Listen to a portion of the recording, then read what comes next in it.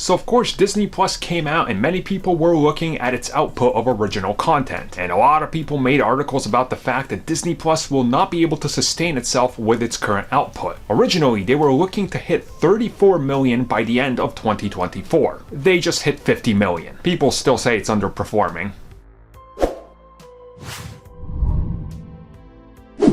So right now, obviously, we're in some weird times all across the globe. No matter where you live, where you're getting affected by what's happening.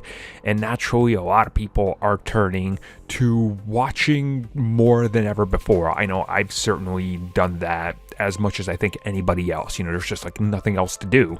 So naturally, we're looking at all the digital services and seeing what they have to offer and finding the next thing to watch. Now, of course, Disney Plus came out in the fall, and you can argue, and you will be right, that there is a lack of content, not due to the fact that, they weren't trying, but due to the fact that, well, things fell behind and they wanted to get the service out there because of shareholders and all that. And naturally, they delivered some pretty good content. Even if you don't watch all of it, there is plenty of original content to go through. So with that in mind, their original estimates were about 36 million to 40 million by the end of 2024. Now, if you're good at math, or even if you're bad at math, you should be able to figure out in 2020, 2024, that's a 4-year difference.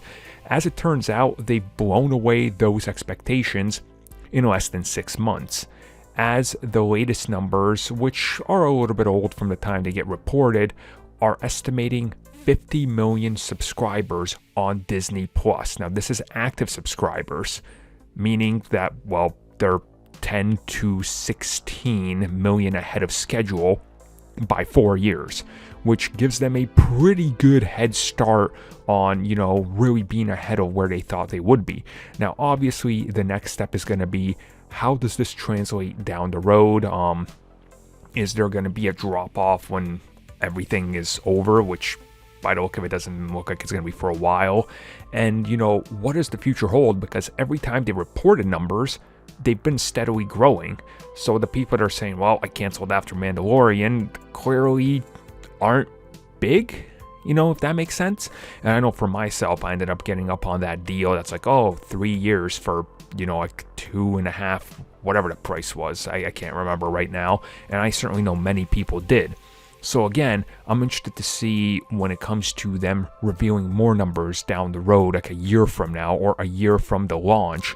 How big is this subscriber number going to be? And is it indicative of we need more content? Because obviously people are going to be starving for more content, specifically going into the summer. And with delays expected, who knows what's going to happen? I mean, they do have a lot in the backlog they could put up, but I think people want new content, which we'll be interested to see how they balance that.